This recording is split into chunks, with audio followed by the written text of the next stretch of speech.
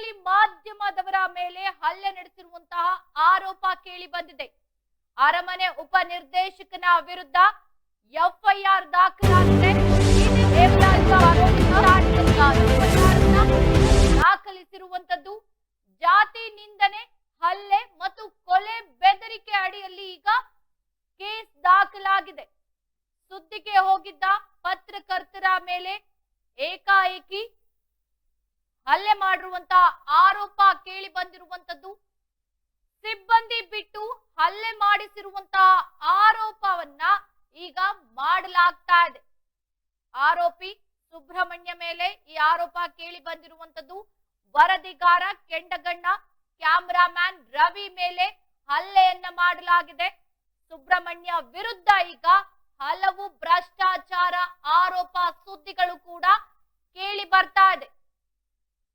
ಏನೋ ಇದರ ಸಂಬಂಧ ಈಗ ಪ್ರತಿಕ್ರಿಯೆ ಕೇಳಲು ಹೋದಂತಹ ಸಂದರ್ಭದಲ್ಲಿ ಸಮರ್ಥ್, ಕೌಶಿಕ್ ಮತ್ತು ಗಂಗಾಧರ ಸ್ವಾಮಿ ಇತರರು ಹಲ್ಲೆಯನ್ನ ಮಾಡಿದ್ದಾರೆ ಅಂತ ಈಗ ಆರೋಪ ಮಾಡಲಾಗಿರುವಂತದ್ದು.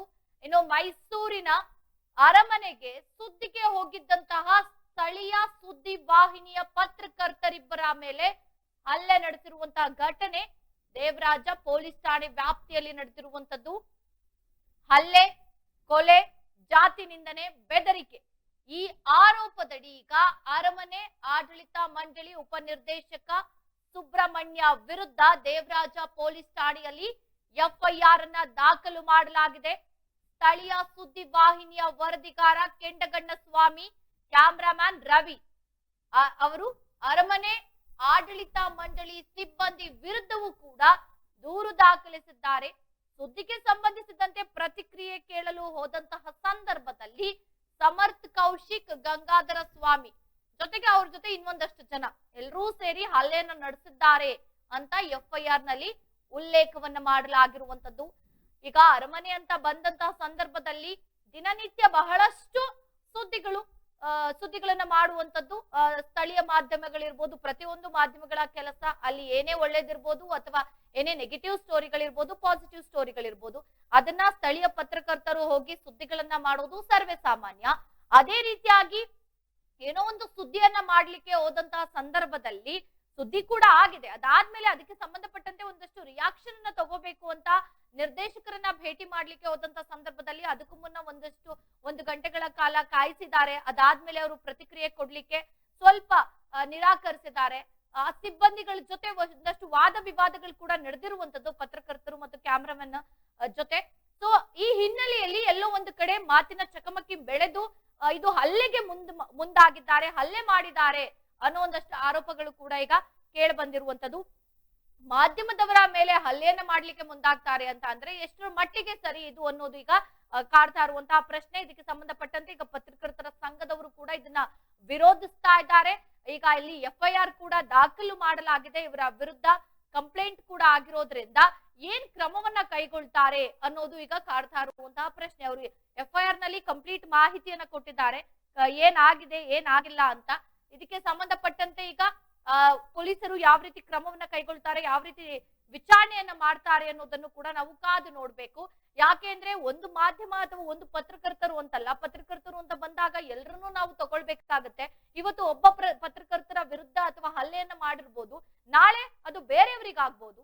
ಪತ್ರಕರ್ತರನ್ನ ಯಾವ ರೀತಿ ಯಾವ ದೃಷ್ಟಿಯಿಂದ ಇವ್ರು ನೋಡ್ತಾ ಇದ್ದಾರೆ, ಪತ್ರಕರ್ತರಿಗೆ ಅವರದ್ದೇ ಆದಂತಹ ಸ್ಥಾನಮಾನ ಇದೆ, ಅವರದ್ದೇ ಆದಂತಹ ಗೌರವವಿದೆ. ಏನೋ ಒಂದು ಸುದ್ದಿ ವಿಚಾರವನ್ನ ಕೇಳಿದಂತಹ ಸಂದರ್ಭದಲ್ಲಿ ಏಕಾಏಕಿ ಹಲ್ಲೆಗೆ ಮುಂದಾಗ್ತಾರೆ ಅಂತ ಅಂದ್ರೆ ಇವರು ಪತ್ರಕರ್ತರನ್ನ ಏನ್ ಅನ್ಕೊಂಡಿದ್ದಾರೆ ಅನ್ನೋದು ಈಗ ಇವರು ಇದಕ್ಕೆ ಸಂಬಂಧಪಟ್ಟಂತೆ ಉತ್ತರ ಕೊಡ್ಲೇಬೇಕು, ತಪ್ಪಿತಸ್ಥರಿಗೆ ಶಿಕ್ಷೆ ಆಗ್ಲೇಬೇಕು ಅಂತ ಈಗ ಬಹಳಷ್ಟು ಆಗ್ರಹ ಕೂಡ ಕೇಳಿ ಬರ್ತಾ ಇದೆ.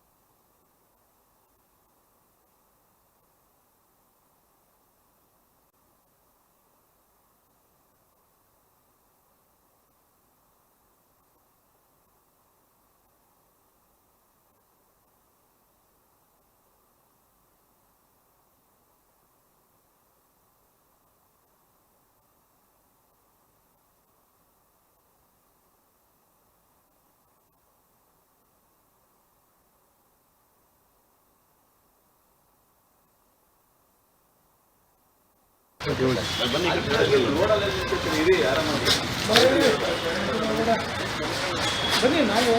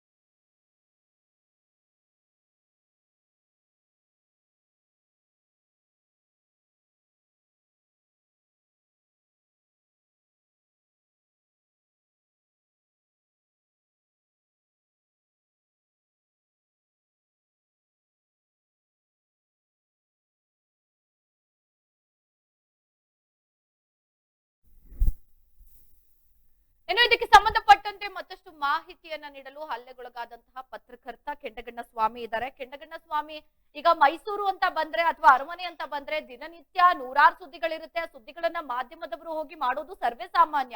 ಆದ್ರೆ ಪತ್ರಕರ್ತರ ಮೇಲೆ ಹಲ್ಲೆಗೆ ಮುಂದಾಗ್ತಾರೆ ಅಂತ ಅಂದ್ರೆ ಪತ್ರಕರ್ತರನ್ನ ಏನ್ ಅನ್ಕೊಂಡಿದ್ದಾರೆ, ಏನ್ ನಡೀತು ಅಲ್ಲಿ?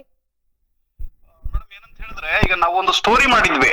ಏನಂತ ಹೇಳಿದ್ರೆ, ಕೋಟೆ ಆಂಜನೇಯ ಸ್ವಾಮಿ ದೇವಸ್ಥಾನದ ಎದುರಿಗೆ ಒಂದು ಕಟ್ಟಡದ ಗೋಡೆ ಬಿರುಕು ಬಿಟ್ಕೊಂಡಿದೆ, ಅದು ಬೀಳುವ ಸ್ಥಿತಿ ತಲುಪಿದೆ. ಇದಕ್ಕೆ ಸಂಬಂಧಪಟ್ಟ ಹಾಗೆ ನಾವು ಅದನ್ನು ಗಮನಿಸಿ ಅದಕ್ಕೆ ಸಂಬಂಧಪಟ್ಟ ಹಾಗೆ ಪಾರಂಪರಿಕ ತಜ್ಞರಾದಂತಹ ರಂಗರಾಜು ಅವರಿಂದನೂ ಕೂಡ ಪ್ರತಿಕ್ರಿಯೆನ ಪಡ್ಕೊಂಡು ಒಂದು ಸ್ಟೋರಿ ಮಾಡಿದ್ವಿ ವಿಸ್ತೃತವಾಗಿ. ಏನೇ ಸ್ಟೋರಿ ಮಾಡಿದ್ರು ಪತ್ರಕರ್ತರಾಗಿ ಸಾಮಾನ್ಯವಾಗಿ ಅದರ ಫಾಲೋ ಅಪ್, ಅದರ ಫಲಶ್ರುತಿಗಾಗಿ ನಾವು ವರದಿ ಮಾಡುವಂತಹದ್ದು ಸಹಜ. ಅದಕ್ಕೆ ಪೂರಕವಾಗಿ ಅರಮನೆ ಆಡಳಿತ ಮಂಡಳಿಯ ಡಿ ಸುಬ್ರಹ್ಮಣ್ಯ ಅವ್ರನ್ನ ಕಾಂಟ್ಯಾಕ್ಟ್ ಮಾಡ್ಲಿಕ್ಕೆ 2 ಸಲ ಪ್ರಯತ್ನ ಮಾಡಿದೆ, ಅವರು ಸಿಗ್ಲಿಲ್ಲ. ಕೊನೆಗೆ ಮಂಗಳವಾರ ಅಲ್ಲಿಗೆ ಹೋದಂತಹ ಸಂದರ್ಭದಲ್ಲಿ ಅವ್ರು ಅವೈಲಬಲ್ ಇದ್ರು ಆಫೀಸ್ನಲ್ಲಿದ್ದಾಗ ನಾನು ಮತ್ತೆ ನಮ್ಮ ಕ್ಯಾಮ್ರಾಮ್ಯಾನ್ ರವಿ ಅಲ್ಲೋಗಿ ಕೂತ್ಕೊಂಡ್ವಿ. ನಾವು ಇಂಡಿಯನ್ ಟಿವಿಯಿಂದ ಬಂದಿದೀವಿ, ಅವ್ರದ್ದು ಇದೊಂದು ಪ್ರತಿಕ್ರಿಯೆ ಬೇಕು ಅಂತ ಅವರ ಅಟೆಂಡರ್ ಮುಖಾಂತರ ಹೇಳಿ ಕಳ್ಸಿದ್ವಿ. ಅವರು ಕೂಡ ಮಾಹಿತಿಯನ್ನು ಕೊಟ್ಟು ಒಂದ್ ಸ್ವಲ್ಪ ವೇಟ್ ಮಾಡ್ಲಿಕ್ಕೆ ಹೇಳಿದ್ರು. ನಾವು ಅರ್ಧ ಗಂಟೆ ಸಮಯ ತನಕ ವೇಟ್ ಮಾಡಿದ್ವಿ, ಯಾಕಂದ್ರೆ ಒಳಗಡೆ ಯಾರೋ ಇದ್ರು ಮಾತಾಡ್ತಾ ಇದ್ರು. ತಕ್ಷಣ ಅವ್ರು ಹೊರಗಡೆ ಬಂದ ತಕ್ಷಣ ನಾವು ಒಳಗಡೆ ಹೋದ್ವಿ ಸಹಜವಾಗಿ. ಏನಂತ ಹೇಳಿದ್ರೆ, ಇಂಡಿಯನ್ ಟಿವಿಯ ಈ ಹಿಂದೆ ಕೂಡ ಒಂದು ವರದಿಯನ್ನ ಪ್ರಕಟಿಸಿತ್ತು, ಅರಮನೆಯಲ್ಲಿ ಭ್ರಷ್ಟಾಚಾರ ನಡೀತದೆ ಅನ್ನೋದಕ್ಕೆ ಸಂಬಂಧಪಟ್ಟ ಹಾಗೆ. ಆ ವಿಚಾರವಾಗಿ ನಮ್ಮ ಮೇಲೆ ಒಂದು ಕೇಸನ್ನ ಹಾಕಿದ್ರು ಅರಮನೆ ಆಡಳಿತ ಮಂಡಳಿ ವತಿಯಿಂದ. ಆ ಕೇಸ್ನ ಪೂರ್ವಾಗ್ರಹ ಪೀಡಿತರಾಗಿ ಆ ಜಿದ್ದನ್ನ ಇಟ್ಟುಕೊಂಡು ನಮ್ಮನ್ನ ನೋಡಿದ ತಕ್ಷಣ ನಾನು ಹೋಗಿ ಒಳಗಡೆ ಪರಿಚಯ ಮಾಡ್ಕೊಂಡ್ವೆ. ಸರ್ ನಮಸ್ಕಾರ, ನಾನು ಇಂಡಿಯನ್ ಟಿವಿಯಿಂದ ಕೆಂಡಗಣ್ಣ ಅಂತ ಬಂದಿದ್ದೀನಿ, ಈ ರೀತಿ ಒಂದು ವರದಿ ಮಾಡಿದೀವಿ, ಅದಕ್ಕೆ ನಿಮ್ಮ ಪ್ರತಿಕ್ರಿಯೆ ಬೇಕು ಅಂತ ಕೇಳಿದೆ.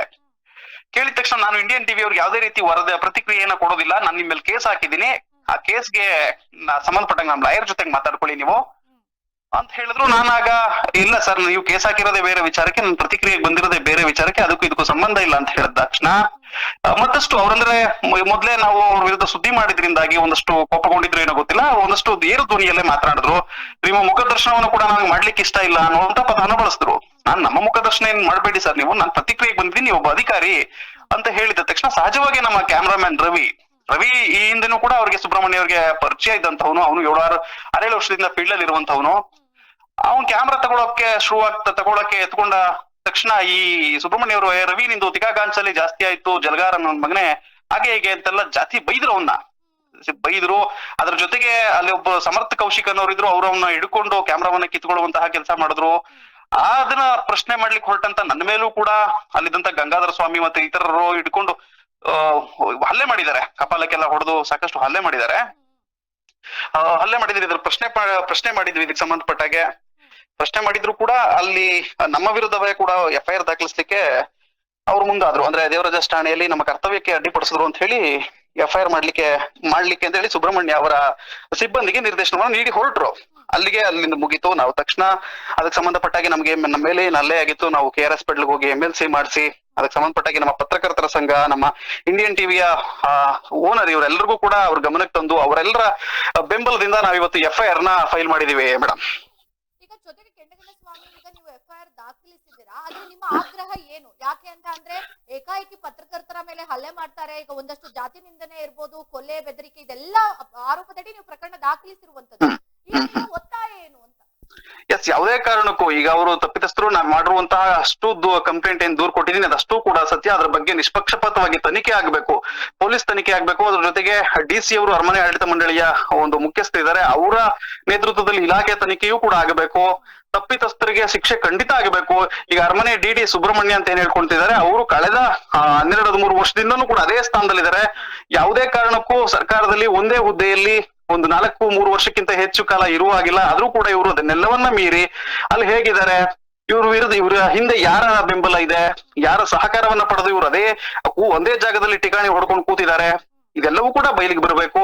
ಇದರಿಂದ ಸಾಕಷ್ಟು ಆರೋಪಗಳು ಕೇಳಿ ಬರ್ತಾ ಇದೆ. ಅಂದ್ರೆ ಅಲ್ಲಿ ಅರಮನೆಯ ಹಣ ಏನು ಪ್ರವಾಸಿಗರಿಂದ ಬರುವಂತಹ ಟಿಕೆಟ್ ನಿಂದ ಹಿಡಿದು ಪಾರ್ಕಿಂಗ್ ಇಂದ ಹಿಡಿದು ಚಪ್ಪಲಿ ಸ್ಟ್ಯಾಂಡ್ ವರೆಗೂ ಕೂಡ ಸಾಕಷ್ಟು ಭ್ರಷ್ಟಾಚಾರ ನಡೀತಾ ಇದೆ ಅನ್ನುವಂತಹ ಆರೋಪಗಳು ಕೇಳಿ ಬರ್ತಾ ಇದೆ. ಅದೆಲ್ಲದಕ್ಕೂ ಕೂಡ ಸೂಕ್ತ ತನಿಖೆ ಆಗ್ಬೇಕು. ಈಗ ಏನಂತ ಹೇಳಿದ್ರೆ HC ಮಹದೇವಪ್ಪ ಅವ್ರು ಇರ್ಬೋದು, ಜಿಲ್ಲಾ ಉಸ್ತುವಾರಿ ಮಂತ್ರಿಗಳು ಸಿದ್ದರಾಮಯ್ಯ ಅವ್ರು ಇರ್ಬೋದು, ಅವರು ಒಂದು ದಲಿತರ ಉದ್ಧಾರ, ನಾವು ಎಲ್ಲರನ್ನೂ ನೋಡ್ತೀವಿ, ಭ್ರಷ್ಟಾಚಾರವನ್ನು ಸಹಿಸಲ್ಲ ಅಂತ ಹೇಳ್ತಾರೆ. ಆದ್ರೆ ಅವ್ರದೇ ಸ್ವಕ್ಷೇತ್ರದಲ್ಲಿ ಈ ರೀತಿ ದಲಿತರ ಮೇಲೆ ಹಲ್ಲೆ ಆಗಿದೆ, ಒಬ್ಬ ಪತ್ರಕರ್ತನ ಮೇಲೆ ಹಲ್ಲೆ ಆಗಿದೆ. ಇದನ್ನ ಗಂಭೀರವಾಗಿ ತೆಗೆದುಕೊಂಡು ಕೂಡಲೇ ಒಂದು ಸೂಕ್ತ ತನಿಖೆಗೆ ಆದೇಶ ಮಾಡಿ ತಪ್ಪಿತಸ್ಥರ ವಿರುದ್ಧ ಕ್ರಮ ಕೈಗೊಳ್ಬೇಕು. ಅಲ್ಲಿವರೆಗೂ ನಮ್ಮ ಹೋರಾಟ ನಿಲ್ಲೋದಿಲ್ಲ. ಜೊತೆಗೆ ಏನು ಅಂತಂದ್ರೆ, ಈಗ ಪತ್ರಕರ್ತರು ಅಂತ ಬಂದಾಗ ಎಲ್ಲಾ ಪತ್ರಕರ್ತರು ಬಂದು ಸಪೋರ್ಟ್ ಮಾಡ್ತಾರೆ. ಈಗ ನಿಮ್ಮ ಬೆಂಬಲವಾಗಿ ಪತ್ರಕರ್ತರ ಸಂಘ ಏನ್ ಹೇಳ್ತಾ ಇದೆ? ಎಸ್, ನಮ್ಗೆ ನಮ್ಮ ಆತ್ಮಸ್ಥೈರ್ಯವನ್ನ ಹೆಚ್ಚಿಸಿರುವಂತಹದ್ದೇ ನಮ್ಮ ಮೈಸೂರು ಜಿಲ್ಲಾ ಪತ್ರಕರ್ತರ ಸಂಘ ಮತ್ತು ಅದರ ಅಧ್ಯಕ್ಷರು, ಪದಾಧಿಕಾರಿಗಳೆಲ್ಲರೂ ಕೂಡ. ಈ ರೀತಿ ಒಂದು ಘಟನೆ ನಡೆದಿದೆ ಅಂತ ಹೇಳಿ ನಾನು ನಮ್ಮ ಮಾನ್ಯ ಅಧ್ಯಕ್ಷರಾದಂತಹ ಕೆ ದೀಪಕ್ ಅವರ ಗಮನಕ್ಕೆ ತಂದಾಗ ಅವರು ಕೂಡಲೇ ನೀವ್ ಯಾವುದೇ ರೀತಿ ವಿಚಲಿತರಾಗಬೇಡಿ, ನಾವು ನಿಮ್ ಪರವಾಗಿದ್ದೀವಿ, ಧೈರ್ಯವಾಗಿ ನೀವು ಹೋರಾಟವನ್ನ ಮಾಡಿ, ನಾವು ನಿಮ್ ಜೊತೆಗಿದ್ದೀವಿ ಅನ್ನೋಂತಹ ಭರವಸೆಯನ್ನ ಕೊಟ್ಟರು. ಜೊತೆಗೆ ನಮ್ಮ ಜೊತೆಗೂ ಕೂಡ ಅವರು ಮಾತನಾಡಿ ಘಟನೆಯ ವಿವರವನ್ನ ಪಡ್ಕೊಂಡು ಕೂಡಲೇ ಅದಕ್ಕೆ ಸಂಬಂಧಪಟ್ಟಾಗಿ ಯಾರ್ಯಾರನ್ನೆಲ್ಲ ಕಾಂಟ್ಯಾಕ್ಟ್ ಮಾಡ್ಬೇಕು, ಕಾನೂನು ಕ್ರಮವನ್ನ ಏನೆಲ್ಲ ತೆಗೆದುಕೊಳ್ಬೇಕು, ನಮಗೆ ಲೀಗಲ್ ಅಡ್ವೈಸ್ ಇಂದ ಹಿಡಿದು ಎಲ್ಲಾ ರೀತಿಯಾದಂತಹ ಸಹಕಾರವನ್ನ ಅವರು ಕೊಟ್ಟರು. ನಮ್ಮ ಜೊತೆಯಲ್ಲೇ ನಿಂತು FIR ಆಗುವಂಗ್ ನೋಡ್ಕೊಂಡಿದ್ದಾರೆ. ಜೊತೆಗೆ ಮುಂದಿನ ದಿನಗಳಲ್ಲಿ ಯಾವುದೇ ರೀತಿಯಾದಂತಹ ಹೋರಾಟಕ್ಕೂ ನಾವು ಸಿದ್ಧವಾಗಿದ್ದೇವೆ, ನಿಮ್ಮ ಬೆಂಬಲಕ್ಕಿದ್ದೇವೆ. ನಾವು ಇದನ್ನ ನಿಜವಾಗ್ಲೂ ಉಗ್ರವಾಗಿ ಖಂಡಿಸ್ತೇವೆ. ಇದಕ್ಕೆ ನ್ಯಾಯ ಸಿಗುವವರೆಗೂ ನಮ್ಮ ಹೋರಾಟ ಅಚಲವಾಗಿರುತ್ತೆ ಅನ್ನುವಂತಹ ಧೈರ್ಯವನ್ನು ಕೂಡ ತುಂಬಿದ್ದಾರೆ. ಓಕೆ, ಧನ್ಯವಾದ ಕೆಂಡಗಣ್ಣ ಸ್ವಾಮಿ ತಮ್ಮ ಮಾಹಿತಿಗಾಗಿ. ಇನ್ನು ಸುದ್ದಿಗೆ ಹೋಗಿದ್ದಂತಹ ಪತ್ರಕರ್ತರ ಮೇಲೆ ಏಕಾಏಕಿ ಹಲ್ಲೆಗೆ ಮುಂದಾಗಿರುವಂತಹ ಅರಮನೆ ಆಡಳಿತ ಮಂಡಳಿಯ ಉಪ ನಿರ್ದೇಶಕರ ವಿರುದ್ಧ ಈಗ ಬಹಳಷ್ಟು ಆರೋಪಗಳು ಕೂಡ ಕೇಳಿ ಬರ್ತಾ ಇರುವಂತದ್ದು. ಈಗಾಗಲೇ ಏನು ಹಲ್ಲೆಗೊಳಗಾದಂತಹ ಪತ್ರಕರ್ತ ಕೆಂಡಗಣ್ಣ ಸ್ವಾಮಿ ಹೇಳುವ ಪ್ರಕಾರ ಒಂದು ಸುದ್ದಿಯನ್ನ ಮಾಡ್ಲಿಕ್ಕೆ ಹೋಗಿರ್ತಾರೆ, ಆ ಸುದ್ದಿಯನ್ನ ಮಾಡಾಗಿರುತ್ತೆ, ಅದಕ್ಕೆ ಒಂದು ರಿಯಾಕ್ಷನ್ ಬೇಕಿರುತ್ತೆ, ಅದಕ್ಕೋಸ್ಕರ ಅವ್ರನ್ನ ಭೇಟಿ ಆಗ್ಲಿಕ್ಕೆ ಹೋಗಿರ್ತಾರೆ. ಆದ್ರೆ ಇದಕ್ಕೂ ಮುನ್ನ ಅವರ ವಿರುದ್ಧ ಒಂದು ಕೇಸ್ ಕೂಡ ದಾಖಲಾಗಿರುತ್ತಂತೆ. ಆದ್ರೆ ಅಲ್ಲಿ ಮಿಸ್ಕಮ್ಯುನಿಕೇಶನ್ ಆಯ್ತಾ, ಮಿಸ್ಅಂಡರ್ಸ್ಟ್ಯಾಂಡಿಂಗ್ ಮಾಡ್ಕೊಂಡ್ರ ಗೊತ್ತಿಲ್ಲ. ಇವರು ಅದೇ ವಿಚಾರಕ್ಕೆ ರಿಯಾಕ್ಷನ್ ಕೇಳಲಿಕ್ಕೆ ಬಂದಿರ್ತಾರೆ ಅಂತ ಅನ್ಕೊಂಡು ಮೇ ಬಿ ಒಂದಷ್ಟು ಅವಾಚ್ಯ ಶಬ್ದಗಳನ್ನ ಬಳಸಿ ಬೈಯುವಂತಹ ಕೆಲಸಕ್ಕೆ ಮುಂದಾಗಿದ್ದಾರೆ. ಇದನ್ನ ಪ್ರಶ್ನೆ ಮಾಡ್ಲಿಕ್ಕೆ ಹೋದಂತ ಸಂದರ್ಭದಲ್ಲಿ ಹಲ್ಲೆಗೆ ಕೂಡ ಮುಂದಾಗಿರುವಂತದ್ದು. ಆದ್ರೆ ಈಗ ಇದಕ್ಕೂ ಮುಂಚೆ ಕೇಸ್ ಹಾಕಿರೋದು ಬೇರೆ ವಿಚಾರ, ಆದ್ರೆ ಇವರು ರಿಯಾಕ್ಷನ್ ಕೇಳಲಿಕ್ಕೆ ಹೋಗಿರೋದು ಬೇರೆ ವಿಚಾರ. ಆದ್ರೆ ಅದು ಈಗ ಆಲ್ರೆಡಿ ನನ್ನ ವಿರುದ್ಧ ಸುದ್ದಿಯನ್ನ ಮಾಡಿದ್ದಾರೆ ಅನ್ನೋ ಒಂದು ವಿಚಾರದಿಂದ ಎಲ್ಲೋ ಕೋಪಗೊಂಡು ಅವರು ಈ ರೀತಿಯಾಗಿ ನಮ್ಮ ವಿರುದ್ಧ ಅವಾಚ್ಯ ಶಬ್ದಗಳಿಂದ ನಿಂದಿಸಿರುವುದಿರ್ಬೋದು, ಜೊತೆಗೆ ನಮ್ಮ ವಿರುದ್ಧವಾಗಿ ಹಲ್ಲೆಯನ್ನ ಮಾಡ್ಲಿಕ್ಕೆ ಮುಂದಾಗಿರುವಂತದ್ದಿರ್ಬೋದು. ಇದೆಲ್ಲ ನಾನು ಖಂಡಿಸ್ತೀನಿ. ಇದಕ್ಕೆ ಸಂಬಂಧಪಟ್ಟಂತೆ ಈಗ ನಾನು ಈಗಾಗಲೇ ಪೊಲೀಸ್ ಸ್ಟೇಷನ್ ಅಲ್ಲಿ FIR ಅನ್ನ ಕೂಡ ದಾಖಲಿಸಿದ್ದೇನೆ. ಒಂದು ಅವಾಚ್ಯ ಶಬ್ದಗಳಿಂದ ನಿಂದನೆ ಮಾಡಿರುವಂತದ್ದು, ಜಾತಿ ನಿಂದನೆ ಮಾಡಿರುವಂತದ್ದು, ಕೊಲೆ ಬೆದರಿಕೆ ಹಾಕಿರುವಂತದ್ದು, ಹಲ್ಲೆ ಮಾಡಿರುವಂತದ್ದು, ಈ ಆರೋಪದಡಿ ಈಗ FIR ಅನ್ನ ದಾಖಲಿಸಿರುವಂತದ್ದು. ಇದಕ್ಕೆ ಸಂಬಂಧಪಟ್ಟಂತೆ ಯಾವುದೇ ಒತ್ತಡಕ್ಕೆ ಮಣಿಯದೆ ಪೊಲೀಸರು ನಿಷ್ಪಕ್ಷಪಾತವಾಗಿ ತನಿಖೆಯನ್ನ ಮಾಡಿ ತಪ್ಪಿತಸ್ಥರಿಗೆ ಶಿಕ್ಷೆ ಆಗಬೇಕು, ಇದು ನಮ್ಮ ಆಗ್ರಹ ಅಂತ ಈಗ ಕೆಂಡಗಣ್ಣ ಸ್ವಾಮಿ ಒತ್ತಾಯಿಸಿದ್ದಾರೆ.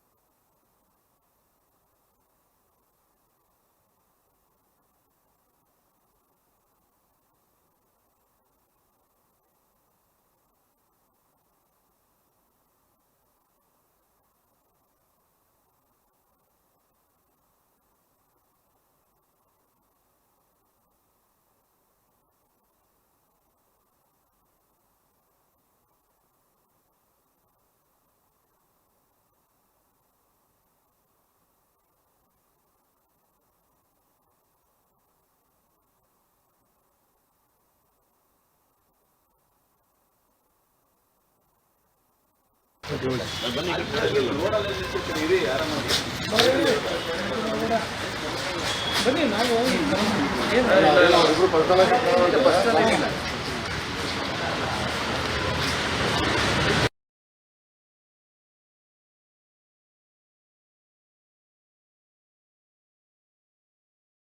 ಕಾಂಟ್ಯಾಕ್ಟ್ ಮಾಡ್ತೀನಿ, ಅದಕ್ಕೆ ಸಂಬಂಧಪಟ್ಟಾಗೆ ರಿಯಾಕ್ಷನ್ ಪಡ್ಕೊಳ್ಳಿಕ್ಕೆ ಅವರು ಅವೈಲಬಲ್ ಇರೋದಿಲ್ಲ. ಅದಾದ ನಂತರ ಮಂಗಳವಾರ ನಾನು ಅವರ ಕಚೇರಿಗೆ ಹೋದಾಗ ಅವ್ರು ಅವೈಲಬಲ್ ಇದ್ರು. ನಾನು ಹಿಂಗೆ ಇಂಡಿಯನ್ ಟಿವಿಯಿಂದ ಬಂದಿದ್ದೀನಿ ಅಂತ ಅವ್ರು ಅಟೆಂಡರ್ ಕೈಲಿ ಹೇಳಿ ಕಳಿಸಿದ್ವಿ. ನಾನು ಮತ್ತೆ ನಮ್ಮ ಕ್ಯಾಮ್ರಾಮ್ಯಾನ್ ರವಿ ಇಬ್ರು ಹೋಗಿದ್ವಿ. ಸರಿ, ಒಂದಷ್ಟು ಹೊತ್ತು ವೆಯ್ಟ್ ಮಾಡಿಸಿದ್ರು. ಒಳಗಡೆ ಯಾರೋ ಒಬ್ರು ಇದ್ರು. ಅವರು ಹೊರಗಡೆ ಬಂದ ತಕ್ಷಣ ನಾವು ಒಳಗಡೆ ಹೋದ್ವಿ. ಒಳಗಡೆ ಹೋಗಿ ಸರ್ ನಮಸ್ಕಾರ, ನಾನು ಇಂಡಿಯನ್ ಟಿವಿಯಿಂದ ಕೆಂಡಗಣ್ಣ ಬಂದಿದ್ದೀನಿ ಅಂತ ಹೇಳಿದೆ. ಅಷ್ಟು ಹೇಳಿದ ತಕ್ಷಣ ಒಂದೇನಂತಂದ್ರೆ ಈ ವರ್ಷ ಒಂದು ವರ್ಷದ ಹಿಂದೆ ಅವರು ನಮ್ಮ ವಿರುದ್ಧ ಒಂದು ಕೇಸ್ ಹಾಕಿದ್ರು. ಯಾಕಂದ್ರೆ ಅರಮನೆಯಲ್ಲಿ ಭ್ರಷ್ಟಾಚಾರ ನಡೀತಿದೆ ಅಂತ ಒಂದಷ್ಟು ಆರೋಪ ಕೇಳಿ ಬರ್ತಾ ಇತ್ತು. ಆರೋಪಗಳನ್ನೆಲ್ಲ ದಾಖಲೆಗಳನ್ನ ತೆಗೆದುಕೊಂಡು ನೋಡಿ ಒಂದು ಸುದ್ದಿಯನ್ನ ಮಾಡಿದ್ವಿ. ಒಂದು ಪತ್ರಕರ್ತರಾಗಿ ಒಂದು ಜವಾಬ್ದಾರಿಯುತ ಮಾಧ್ಯಮವಾಗಿ ಒಂದು ಸುದ್ದಿಯನ್ನ ಮಾಡಿದ್ವಿ. ಆ ಸುದ್ದಿ ಪ್ರಕಟವಾದ ನಂತರ ನಮ್ಮ ಮೇಲೆ ಕೇಸ್ ಹಾಕಿದ್ರು ಇಂಡಿಯನ್ ಟಿವಿ ಮೇಲೆ. ಓಕೆ, ನಾವು ಬಗ್ಗಿಲ್ಲ ಕುಗ್ಗಿಲ್ಲ, ನಾವು ಪ್ರಾಮಾಣಿಕವಾಗಿದ್ದೀವಿ ಅಂತ ಹೇಳಿ ನಾವು ಹೋರಾಟವನ್ನು ಮುಂದುವರಿಸಿದ್ದೀವಿ ನ್ಯಾಯಾಲಯದಲ್ಲಿದೆ. ನಾನು ರಿಯಾಕ್ಷನ್ ಕೇಳಲಿಕ್ಕೆ ಹೋದ ತಕ್ಷಣ ನಿಮ್ಮ ಮೇಲೆ ನಾನು ಒಂದು ಕೇಸ್ ಹಾಕಿದ್ದೀನಿ, ಕೋರ್ಟಲ್ಲಿ ಮೀಟ್ ಆಗ್ತೀನಿ ನಿಮ್ಮನ್ನ, ಕೋರ್ಟಲ್ಲಿ ಜಡ್ಜ್ ಬರೀತಾರೆ ನಿಮ್ಮ ಮೇಲೆ, ಆವತ್ತು ಮೀಟ್ ಆಗ್ತೀನಿ ಅಂತ ಹೇಳಿದ್ರು. ಆಗ ನಾನು ಸರ್ ನೀವು ಕೇಸ್ ಹಾಕಿರೋದು ಬೇರೆ ವಿಚಾರಕ್ಕೆ, ನಾನು ಸ್ಪಷ್ಟನೆ ಕೇಳಲಿಕ್ಕೆ ಬಂದಿರೋದು ಬೇರೆ ವಿಚಾರಕ್ಕೆ ಸರ್, ಅಲ್ಲಿ ಅರಮನೆ ಗೋಡೆ ಬಿರುಕ್ಬಿಟ್ಟಿದೆ, ಅದ್ರ ಬಗ್ಗೆ ನಿಮ್ಮ ರಿಯಾಕ್ಷನ್ ಬೇಕು ಅಂತ ಕೇಳಿದ್ದೀನಿ. ಸಮಾಧಾನವಾಗಿ ಕೇಳಿದ್ದೀನಿ. ನಿಮ್ಮ ಮುಖ ನೋಡ್ಲಿಕ್ಕೆ ನನಗೆ ಇಷ್ಟ ಇಲ್ರಿ, ನಿಮ್ಮ ಮುಖ ದರ್ಶನ ಮಾಡ್ಲಿಕ್ಕೆ ನನಗೆ ಇಷ್ಟ ಇಲ್ರಿ, ಹಾಗೆ ಅಂತ ಹೇಳಿ ತುಂಬಾ ಕೆಟ್ಟದಾಗಿ ನಡ್ಕೊಂಡ್ರು. ಆ ಸಂದರ್ಭದಲ್ಲಿ ನಮ್ಮ ರವಿ ಅವ್ರಿಗೆ ಮೊದಲಿಂದನೂ ಪರಿಚಯ, ಸುಬ್ರಹ್ಮಣ್ಯ ಅವ್ರಿಗೆ. ಮುಖ ನೋಡ್ತಕ್ಕಿದ್ದಂಗೆ ರವಿ ಕಾಂಚಲಿ ಜಾಸ್ತಿ ಆಯ್ತು ಕಣೋ ಅಂತ ಬೈತಾರೆ, ಜಲಗಾರ ನನ್ನ ಮಗನೇ ಅಂತ ಬೈತಾರೆ. ಇವೆಲ್ಲ ಬಳಸಬಾರದು ಪದಗಳು. ಒಬ್ಬ ವ್ಯಕ್ತಿಯನ್ನ ಅವನ ಜಾತಿಯನ್ನ ಗುರುತಿಸಿ ಬೈತಾರೆ ಅಂತ ಹೇಳಿದ್ರೆ ಇದಕ್ಕಿಂತ ಹೇಯ ಮತ್ತೊಂದಿಲ್ಲ ಈ ಸಮಾಜದಲ್ಲಿ. ಒಬ್ಬ ಪತ್ರಕರ್ತರು ಅಂತ ಗೊತ್ತಿದ್ದು ಕೂಡ ಈ ರೀತಿ ನಡ್ಸ್ಕೋತಾರೆ ಅಂತ ಹೇಳಿದ್ರೆ ಇವರು ಜನಸಾಮಾನ್ಯರನ್ನ ಯಾವ ರೀತಿ ನಡ್ಸ್ಕೋತಾರೆ? ಖುದ್ದು ಸಿಎಂ ಸಿದ್ದರಾಮಯ್ಯ ಅವರ ಸ್ವಕ್ಷೇತ್ರದಲ್ಲಿಯೇ ಪತ್ರಕರ್ತರಿಗೆ ರಕ್ಷಣೆ ಇಲ್ಲ, ಅವ್ರನ್ನ ಜಾತಿ ನಿಲ್ಲಿಸಿ ಬೈತಾರೆ. ತುಂಬಾ ಅವಾಚ್ಯ ಶಬ್ದಗಳಿಂದ ಅಮ್ಮ ಅಕ್ಕ ಅಂತೆಲ್ಲ ಪದಗಳನ್ನು ಬಳಸಿ ಬೈತಾರೆ. ನಮ್ಮ ಪ್ರಶ್ನೆ ಯಾಕೆ ಅಂತ ಒಂದು ಸಣ್ಣ ಪ್ರತಿರೋಧ ಒಡ್ಡಿದ್ದಕ್ಕೆ ನಮಗೆ ಕಪಾಲ ಕಟ್ಟು ಹೊಡೆದಿದ್ದಾರೆ. ಇವನ ಕ್ಯಾಮ್ರಾವನ್ನ ಕಿತ್ಕೊಳ್ಳೋ ಪ್ರಯತ್ನ ಮಾಡಿ ತಳ್ಕೊಂಡು ಹೊಡೆದಿದ್ದಾರೆ. ಅಲ್ಲೇ ನಿಂತಿದ್ದಂತ ಸುಬ್ರಹ್ಮಣ್ಯ ಅವರು ಬಿಡಿಸೋ ಪ್ರಯತ್ನವನ್ನು ಕೂಡ ಮಾಡ್ತಿಲ್ಲ, ಇನ್ನೂ ನಾಲ್ಕು ಏಟ್ ಹಾಕ್ಲಿ ಅಂತ ಅಲ್ಲೇ ನಿಂತಿದ್ದಾರೆ. ಇದು ಯಾವ ಸ್ಥಿತಿಗೆ ಬಂದು ತಲುಪಿದೆ ಮೈಸೂರು? ಸಿದ್ದರಾಮಯ್ಯ ಅವರು ಹಂಗಾದ್ರೆ ಭ್ರಷ್ಟರಿಗೆ ಅಥವಾ ಈ ರೀತಿ ದಬ್ಬಾಳಿಕೆ ಮಾಡೋರ್ಗೆ, ಹಣ ಇದ್ದವ್ರಿಗೆ ಇದು ಸಾಮ್ರಾಜ್ಯ ಅನ್ನೋದಾದ್ರೆ ಬಡವರು ಬದುಕೋಂಗಿಲ್ವಾ? ಬರೀ ಬಾಯಿ ಮಾತಲ್ಲಿ ಮಾತ್ರ ಬಡವರ ಉದ್ಧಾರ, ದಲಿತೋದ್ಧಾರ ಅಂತ ಮಾತನಾಡುವಂತಹ ನೀವು, ಒಬ್ಬ ದಲಿತನ ಮೇಲೆ ಹಲ್ಲೆ ಆಗಿದೆ, ಒಬ್ಬ ಪತ್ರಕರ್ತನ ಮೇಲೆ ಹಲ್ಲೆ ಆಗಿದೆ, ಅವಾಚ್ಯ ಶಬ್ದಗಳು ನಿಂತಿದ್ದಾರೆ, ತುಂಬಾ ಕೆಟ್ಟದಾಗಿ ನಡ್ಸ್ಕೊಂಡಿದ್ದಾರೆ. ಮಾನಸಿಕವಾಗಂತೂ ನಾವು ಸಾಕಷ್ಟು ಜರ್ಜರಿತ ಆಗಿದ್ದೀವಿ. ಎಲ್ಲಿಗೆ ಹೋಗ್ತಾ ಇದೆ ಸಮಾಜ? ದಯವಿಟ್ಟು ಈ ಘಟನೆಯನ್ನ ನಮ್ಮ ಇಡೀ ಮೈಸೂರು ಜಿಲ್ಲಾ ಪತ್ರಕರ್ತರ ಸಂಘ ಎಲ್ಲವೂ ಕೂಡ ಒಗ್ಗಟ್ಟಾಗಿ ನಿಂತು ಖಂಡಿಸಿದೆ. ಇದ್ರ ವಿರುದ್ಧ ನಾವು ದೂರನ್ನು ಕೂಡ ದಾಖಲಿಸಿದ್ದೀವಿ ದೇವರಾಜ ಠಾಣೆಯಲ್ಲಿ. ಅವ್ರ ವಿರುದ್ಧ ಕ್ರಮ ಕೈಗೊಳ್ಬೇಕು. ಅಲ್ಲಿವರೆಗೂ ನಮ್ಮ ಹೋರಾಟ ನಿಲ್ಲೋದಿಲ್ಲ. ಅವರು ಭ್ರಷ್ಟಾಚಾರ ಮಾಡಿರುವಂತಹ ಎಲ್ಲ ಒಂದು ತನಿಖೆಗೆ ಆದೇಶ ಮಾಡಿ ಅವ್ರನ್ನ ಕೂಡಲೇ ಬಂಧಿಸಿ ಸೂಕ್ತ ಕ್ರಮ ಕೈಗೊಳ್ಬೇಕು. ಆ ಹಿಂದೆ ಏನ್ ಭ್ರಷ್ಟಾಚಾರ ಆರೋಪಗಳು ಕೇಳಿ ಬಂದಿದೆ ಅದ್ರ ಎಲ್ಲದರ ವಿರುದ್ಧ ಸೂಕ್ತವಾದಂತಹ ತನಿಖೆ ನಡೆಸಿ ಅವ್ರು ತಪ್ಪು ಮಾಡಿದ್ರೆ ಅವ್ರಿಗೆ ಶಿಕ್ಷೆ ಕೊಡಲೇಬೇಕು. ಇದು ನಮ್ಮ ಆಗ್ರಹ. ಜೊತೆಗೆ ಒಬ್ಬ ವ್ಯಕ್ತಿ 11-12 ವರ್ಷದಿಂದ ಒಂದೇ ಸ್ಥಾನದಲ್ಲಿ ಕೂತ್ಕೋತಾನೆ, ಅಲ್ಲಿಂದ ಜಗ್ಗೋದಿಲ್ಲ ಅಂತಂದ್ರೆ ಏನರ್ಥ? ಎಲ್ಲೋಗ್ತಾ ಇದೆ ವ್ಯವಸ್ಥೆ? ಅಂದ್ರೆ ಅವ್ರಿಗೆ ಸಪರೇಟ್ ಕಾನೂನು ಇದೆಯಾ ಈ ವ್ಯವಸ್ಥೆಯಲ್ಲಿ? ಪ್ರಜಾಪ್ರಭುತ್ವದಲ್ಲಿ ಅವರು ಏನು ಪ್ರಜಾಪ್ರಭುತ್ವ ಅತೀತವರಾದವರು? ದಯಮಾಡಿ ಸಿದ್ದರಾಮಯ್ಯ 2011ರಲ್ಲಿ ನೀವೇ ಪತ್ರ ಬರೀತೀರಿ ಸದಾನಂದ ಗೌಡರು ಅವತ್ತಿನ ಸಿಎಂಗೆ, ಆ ವ್ಯಕ್ತಿ ಆ ಹುದ್ದೆಗೆ ಅರ್ಹನಲ್ಲ, ಕೂಡಲೇ ಅವನ್ನ ಶಾಶ್ವತವಾಗಿ ಅಲ್ಲಿ ಇರ್ಲಿಕ್ಕೆ ಬಿಡದೆ ಅವನ್ನ ವರ್ಗಾಯಿಸಿ. ಕಚೇರಿಗೆ ಹೋದಂಥ ಸಂದರ್ಭದಲ್ಲಿ ಉಪನಿರ್ದೇಶಕರ ಸುಬ್ರಹ್ಮಣ್ಯ ಮತ್ತು ಅವರ ಸಹಚರರು ನಮ್ಮ ಇಬ್ಬರು ಪತ್ರಕರ್ತರ ಮೇಲೆ ಗಂಭೀರ ಸ್ವರೂಪದ ಹಲ್ಲೆಯನ್ನು ಮಾಡಿ ಅವ್ಯಾಚ್ಯ ಶಬ್ದಗಳಿಂದ ನಿಂದಿಸಿ ಅತ್ಯಂತ ಅಮಾನುಷವಾಗಿ ನಡೆಸ್ಕೊಂಡಿದ್ದಾರೆ. ಇದು ಬಹುಶಃ ಪತ್ರಿಕಾ ಸ್ವಾತಂತ್ರ್ಯದ ಹರಣ ಆಗಿದೆ. ಮತ್ತು ಮೈಸೂರಿನಲ್ಲಿ ಪತ್ರಕರ್ತರು ನಿರ್ಭೀತಿಯಿಂದ ಕೆಲಸ ಮಾಡೋಕ್ಕಾಗದಂಥ ವಾತಾವರಣ ಏನಾದರೂ ಸೃಷ್ಟಿಯಾಗ್ಬಿಟ್ಟಿದೆಯಾ ಅನ್ನೋಂಥ ಆತಂಕ ಕೂಡ ನಮಗೆ ನಿರ್ಮಾಣ ಆಗಿದೆ. ಹೀಗೆ ಒಬ್ಬ ಉಪನಿರ್ದೇಶಕ ಪತ್ರಕರ್ತರು ತಮ್ಮ ಪ್ರತಿಕ್ರಿಯೆಯನ್ನು ಪಡೀಲಿಕ್ಕೆ ಹೋದಂಥ ಸಂದರ್ಭದಲ್ಲಿ ತಾವು ಸಾಕಿಕೊಂಡಂಥ ಸಹಚರರ ಮೂಲಕ ಅವರು ಒಳಗೊಂಡಂತೆ ಹಲ್ಲೆಯನ್ನು ಮಾಡೋದಿದೆಯಲ್ಲ, ಅವರ ಕ್ಯಾಮ್ರಾನ ಕಿತ್ಕೊಳ್ಳೋದಿದೆಯಲ್ಲ, ಅವಾಚ್ಯ ಶಬ್ದಗಳಿಂದ ನಿಂದನೆ ಮಾಡೋದಿದೆಯಲ್ಲ, ಕೀಳಾಗಿ ಅವ್ರನ್ನ ನಡೆಸ್ಕೊಂಡಿದ್ದೆಯಲ್ಲ, ಬಹುಶಃ ಮೈಸೂರಿನ ಇತಿಹಾಸದಲ್ಲಿ ಈ ಥರದ ಘಟನೆ ಆಗಿರಲಿಲ್ಲ. ಬಹುಶಃ ಇದು ಅತ್ಯಂತ ಖಂಡನೀಯವಾದಂಥದ್ದು ಮತ್ತು ಆತಂಕ ಮೂಡಿಸುವಂಥ ಪ್ರಕರಣ. ಹಾಗಾಗಿ ಇವತ್ತು ನಾವು ನಮ್ಮ ಪತ್ರಕರ್ತರಿಗೆ ನ್ಯಾಯವನ್ನು ಕೊಡಬೇಕು ಅಂತಂತ ಹೇಳಿ ಮೈಸೂರು ಜಿಲ್ಲಾ ಪತ್ರಕರ್ತರ ಸಂಘದ ವತಿಯಿಂದ ನಾವು ಇವತ್ತು ಪೊಲೀಸ್ ಠಾಣೆಯಲ್ಲಿ, ದೇವರಾಜ ಪೊಲೀಸ್ ಠಾಣೆಯಲ್ಲಿ ದೂರನ್ನು ದಾಖಲಿಸಿದ್ದೀವಿ. ಇವತ್ತು ಈ ದೂರಿಗೆ ಸಂಬಂಧಪಟ್ಟಾಗೆ DCP ಮುತ್ತುರಾಜ್ ಅವರು ಹಾಗೆಯೇ ACP ಶಿವಶಂಕರ್ ಅವರು ಕೂಡ ನಮ್ಮ ಜೊತೆ ಮಾತುಕತೆ ಮಾಡಿದರು. ಈ ವಿಚಾರದಲ್ಲಿ ಮೈಸೂರು ಜಿಲ್ಲಾ ಪತ್ರಕರ್ತರ ಸಂಘ ಆಗಿರ್ಬೋದು, ಪತ್ರಕರ್ತರಾಗಿರ್ಬೋದು ಯಾವುದೇ ರೀತಿಯ ಹಿಂದೆ ಸರಿಯಂಥ ಪ್ರಶ್ನೆನೇ ಇಲ್ಲ. ಯಾಕೆಂದರೆ ಇದು ಪ್ರಜಾಪ್ರಭುತ್ವದ ಅತ್ಯಂತ ಮಾರಕವಾದಂಥ ಒಂದು ಘಟನೆ, ಹೇಯ ಕೃತ್ಯ. ಆಮೇಲೆ ಪತ್ರಿಕಾ ಸ್ವಾತಂತ್ರ್ಯಕ್ಕೆ ಆಗಿರುವಂಥ ಧಕ್ಕೆ. ಹಾಗೇನೆ ಇಡೀ ಪತ್ರಿಕಾ ಸಮುದಾಯವನ್ನ ಹೀಯಾಳಿಸಿ ನೀವು ಪತ್ರಕರ್ತರು ಏನು ಕಿತ್ಕತ್ತೀರಿ ನನ್ನ ಹತ್ರ ಅನ್ನುವಂಥ ಮಾತಿದೆಯಲ್ಲ, ಇದು ಅತ್ಯಂತ ನೋವಿನ ಸಂಗತಿ. ಈ ರೀತಿಯ ಒಂದು ವರ್ತನೆ, ಒಬ್ಬ ಅಧಿಕಾರಿಯ ವರ್ತನೆಯನ್ನು ಹಿಂದೆಂದೂ ಕೂಡ ನಾವು ನೋಡಿರಲಿಲ್ಲ. ಹಾಗಾಗಿ ನಾವು ಇವತ್ತು ಜಿಲ್ಲಾ ಪತ್ರಕರ್ತರ ಸಂಘದಿಂದ ವೈಯಕ್ತಿಕ ದೂರನ್ನು ಕೊಟ್ಟಿದ್ದಾರೆ. ಇಲ್ಲ, ಜಿಲ್ಲಾ ಪತ್ರಕರ್ತರ ಸಂಘದ ಎಲ್ಲ ಪದಾಧಿಕಾರಿಗಳು ಇದ್ದೀವಿ. ಪ್ರಕರಣವನ್ನು ಸುಬ್ರಹ್ಮಣ್ಯ ಮತ್ತು ಆ ಸಹಚರದ ಮೇಲೆ ಪ್ರಕರಣವನ್ನು ದಾಖಲಿಸುವುದಾಗಿ ಇವತ್ತು DCP ಅವರು ಭರವಸೆಯನ್ನು ಕೊಟ್ಟಿದ್ದಾರೆ. ಅದರ ಸಂಬಂಧಪಟ್ಟ ಹಾಗೆ ಅಲ್ಲಿ ಪ್ರಕ್ರಿಯೆಗಳು ನಡೀತಾ ಇದ್ದಾವೆ. ನಾವು ಈ ಮೂಲಕ ಕೇಳ್ಕೊಳ್ಳೋದಿಷ್ಟೇ, ಕೇವಲ ಪ್ರಕರಣವನ್ನು ದಾಖಲು ಮಾಡಿದ ಮಾತ್ರಕ್ಕೆ ಇಲ್ಲಿ ನಮಗೆ ಪತ್ರಕರ್ತರಿಗೆ ಮತ್ತು ಸಂತ್ರಸ್ತರಿಗೆ ನ್ಯಾಯ ಸಿಕ್ಕಿದೆ ಅಂತಲ್ಲ. ಸುಬ್ರಹ್ಮಣ್ಯ ಮತ್ತು ಸಹಚರರನ್ನ ತಕ್ಷಣದಲ್ಲೇ ಬಂಧಿಸಬೇಕು, ಅವರನ್ನು ಸೇವೆಯಿಂದ ವಜಾಗೊಳಿಸಬೇಕು, ಮತ್ತು ಆಗಿರುವಂಥ ನನ್ನ ಪತ್ರಕರ್ತರಿಗೆ ಏನು ಅನ್ಯಾಯ ಆಗಿದೆ ಅವರಿಗೆ ನ್ಯಾಯವನ್ನು ಕೊಡಿಸ್ಕೊಡ್ಬೇಕು. ಇಲ್ಲ ಹೋದರೆ ನಾವು ಮುಂದಿನ ದಿನಗಳಲ್ಲಿ ನಾವು ಕಾನೂನು ಮೇಲೆ ನಂಬಿಕೆ ಇಟ್ಕೊಂಡಿರೋಂಥವ್ರು, ಹೋರಾಟದ ಮೇಲೆ ನಂಬಿಕೆ ಇಟ್ಕೊಂಡಿರೋಂಥವ್ರು, ಕೋರ್ಟ್ ಮೇಲೆ ನಂಬಿಕೆ ಇಟ್ಕೊಂಡಿರೋಂಥವ್ರು, ಆ ಮೂಲಕ ನಮ್ಮ ಸಂತ್ರಸ್ತ ಪತ್ರಕರ್ತರಿಗೆ ನ್ಯಾಯ ಒದಗಿಸ್ಕೊಡ್ಲಿಕ್ಕೆ ಮೈಸೂರು ಜಿಲ್ಲಾ ಪತ್ರಕರ್ತರ ಸಂಘ ಸದಾ ಬದ್ಧರಿರ್ತದೆ. ಹಾಗೆಯೇ ನಾವು ಇವತ್ತು ಇಡೀ ಘಟನೆಯನ್ನು ಪತ್ರಿಕಾ ಸಮುದಾಯದ ಪರವಾಗಿ ನಾನು ತೀವ್ರವಾಗಿ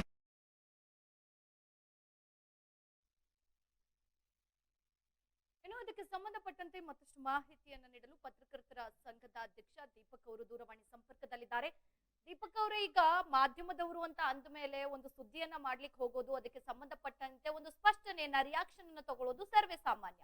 ಸೊ ಅದೇ ರೀತಿ ಹೋದಂತಹ ಸಂದರ್ಭದಲ್ಲಿ ಮಾಧ್ಯಮದವರ ಮೇಲೆ ಏಕಾಏಕಿ ಹಲ್ಲೆ ಮಾಡ್ತಾರೆ ಅಂತ ಅಂದ್ರೆ ಪತ್ರಕರ್ತರನ್ನ ಏನ್ ಅನ್ಕೊಂಡಿದ್ದಾರೆ? ನಮಸ್ತೆ. ಮೊದಲನೇದಾಗಿ ಮೈಸೂರು ಜಿಲ್ಲಾ ಪತ್ರಕರ್ತರ ಸಂಘ ಘಟನೆಯನ್ನ ತೀವ್ರವಾಗಿ ಖಂಡಿಸುತ್ತೆ. ಹಾಗೇನೆ ನನ್ನ ಪತ್ರಕರ್ತರಿಗೆ ಮೇಲಾಗಿರುವಂತ ಹಲ್ಲೆ, ನಿಂದನೆ ಮತ್ತೆ ಅವ್ರಿಗೆ ಮಾಡಿರುವಂತ ಮಾನಸಿಕ ಮತ್ತೆ ದೈಹಿಕವಾದ ಆಘಾತಕ್ಕೆ ಸಂಬಂಧಪಟ್ಟಂಗೆ ನ್ಯಾಯವನ್ನ ಕೋರಿ ನಮ್ಮ ಸಂತ್ರಸ್ತ ಪತ್ರಕರ್ತರುಗಳು ದೇವರಾಜ ಪೊಲೀಸ್ ಠಾಣೆಯಲ್ಲಿ ದೂರನ್ನ ಕೊಟ್ಟಿದ್ದಾರೆ. ದೂರನ್ನ ದಾಖಲಿಸಿಕೊಂಡು ಮುಂದಿನ ಕ್ರಮದ ಭರವಸೆಯನ್ನ ಪೊಲೀಸ್ ಇಲಾಖೆ ಕೊಟ್ಟಿದೆ. ನಮಗೆ ಈ ದೇಶದ ಕಾನೂನಿನ ಮೇಲೆ ವಿಶ್ವಾಸ ಇದೆ.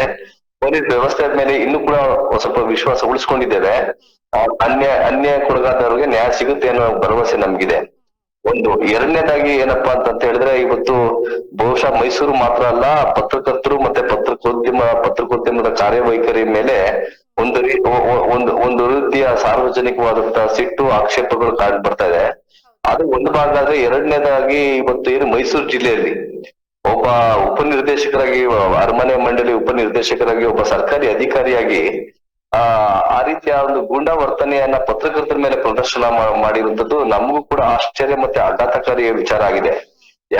ಯಾಕೆ ಅಂತ ಹೇಳಿದ್ರೆ, ಇದು ಪತ್ರಕರ್ತರ ಮೇಲೆ ಮಾಡಿರೋದು ಹಲ್ಲೆ ಅಂತಂದ್ರೆ ಇದೊಂದು ಪತ್ರಿಕೋದ್ಯಮದ ಹಕ್ಕು ಮತ್ತೆ ಪತ್ರಿಕಾ ಸ್ವಾತಂತ್ರ್ಯದ ಮೇಲೆ ಆಗಿರುವಂತ ಒಂದು ಬಹುದೊಡ್ಡ ಹರಣ ಮತ್ತೆ ಬಹುದೊಡ್ಡ ಒಂದು ದೌರ್ಜನ್ಯ ಅಂತ ಹೇಳಿ ನಾನು ಬಯಸ್ತೇನೆ.